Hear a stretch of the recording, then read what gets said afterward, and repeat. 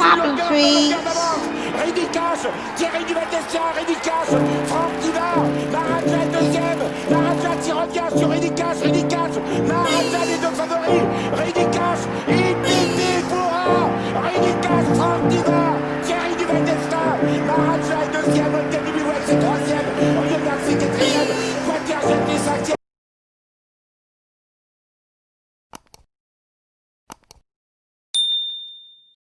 Et bonjour à tous les amis, on se retrouve pour le quintet du vendredi soir, direction l'hippodrome de Paris-Vincennes, en nocturne, sur la petite piste. C'est le Grand Prix de l'UET, c'est la finale, c'est une très très belle course. Il n'y a que 12 partants, grande et petite piste, donc vous ne prenez pas la montée bien évidemment. La course est quand même très très ouverte, il y a 2-3 chevaux assez solides, mais derrière, pour les places, à mon avis, tous les partants ont une chance de prendre un lot. Voilà, on démarre de suite les bases de jeu. Alors, mon gagnant sera le numéro 5, bien évidemment, Écurie D, qui nous fait enfin l'honneur de venir en France. Il s'est qualifié brillamment lors de sa batterie. Son entraîneur l'annonce comme un cheval de prix d'Amérique, etc., etc., etc. Donc, si c'est bien le cheval qui prétend vendredi soir, il doit pas gagner, il doit laver le lot avec le numéro 5 et Déféré des 4 et Björn Group dessus. Ensuite, passer par le Critérium Continental où le cheval faudra qu'il gagne pour prendre son billet et ensuite affronter Davidson Dupont, Festen Bourbon. Si c'est le cas, c'est le gagnant de la course demain soir. Deuxième base, le numéro 4, Aitos Kronos, l'opposition. Deuxième 4 ans suédois qui lui aussi est un petit champion. Iceman qui est dessus, c'est un fils de Bold Eagle. Il a remporté brillamment sa batterie en faisant quelque chose d'assez fou. Je le pense un petit peu inférieur au cheval de Björn Group, mais théoriquement c'est le couplet tiroir-caisse de cette finale.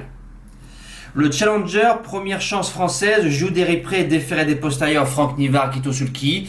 Joue des Ripré, c'est un petit champion aussi. Il vient de marcher 11-7 lors de sa batterie. Il a gagné très facilement. Maintenant, il tombe sur 2 Suédois aux dents longues. C'est le 3e larron de la course. Premier outsider, le numéro 7, Golden Bridge, Déféré des postérieurs. C'est un cheval qui n'est jamais sorti du couplet gagnant sur la petite piste. David Thomain qui s'en sert très très bien. Rappelez-vous, c'est le 2e du Critérium des Jeunes derrière Greengrass. Alors ça se respecte. Vient de marcher 12-6 dans le dos de Gotland. Faudra marcher beaucoup plus vite. David Thomain qui est dessus. Il doit avoir sa place dans les 5. Deuxième outsider, le numéro 1, Power, Déféré des 4 pour la première fois. Robert Berg, driver entraîneur. Il a fait deuxième d'écurie D dans sa batterie sans l'approcher. Voilà, maintenant c'est un vainqueur de groupe 1 en Suède. Il est Déféré des 4 pour la première fois. Il a un numéro un peu piégeux. Si Robert Berg s'en sort, il aura sa chance pour les places. La suite du pronostic, le numéro 10, Ubicarian Face, association Locne-Colgini. C'est un cheval qui a 200-300 mètres très très vite, faut qu'il subisse la course. Mauvais numéro. Maintenant, il vient de faire une fin de course assez folle dans sa batterie. Si ça s'ouvre, il finira à fond. Après le numéro 3, Gotland, Déféré des postérieurs, Eric Raffin, Philippe Allaire vient de gagner sa batterie en marchant 12-6 ou 12-5 si je dis pas de bêtises, 12-5. Faudra marcher beaucoup plus vite demain soir pour espérer jouer la victoire dans cette finale. Et je finis en 8e place. Il n'y aura pas de chevaux en cas de non partant parce que 8, il y en aura assez. J'ai mis le numéro 6 qui peut être la surprise de la course. Galantoué, Déféré des postérieurs, Barrier pour Philippe Allaire. Il vient de faire bon deuxième de sa batterie derrière l'intouchable Joue des Ripré. C'est un bon petit cheval, c'est un ready cash. Lui aussi, il a une bonne pointe de vitesse. Si ça s'ouvre, il finira bien. Il n'y a pas d'impasse parce que je pense que tous les chevaux, à part les 2-3 premiers que j'ai cités, ont une chance pour les places. Donc pour une fois, il n'y aura pas d'impasse dans ce quintet-là. Voilà, le quintet c'est fini. Nous passons au cheval du jour.